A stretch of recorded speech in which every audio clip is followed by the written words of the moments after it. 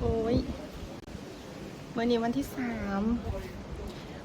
นะคะอยู่ที่กรีซค่ะตอนนี้อยู่เครียดแล้วนะคะโครเอเชียพายุกำลังเข้าค่ะตอนนี้เดี๋ยวจะพาไปดูโอ้โหบรรยากาศแม่เจ้าพายุกำลังมาค่ะมี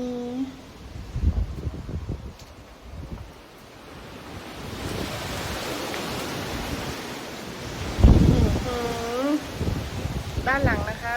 หมอกฝนค่ะกำลังเข้ามานะคะโอ้โหฟ้าร้องฝน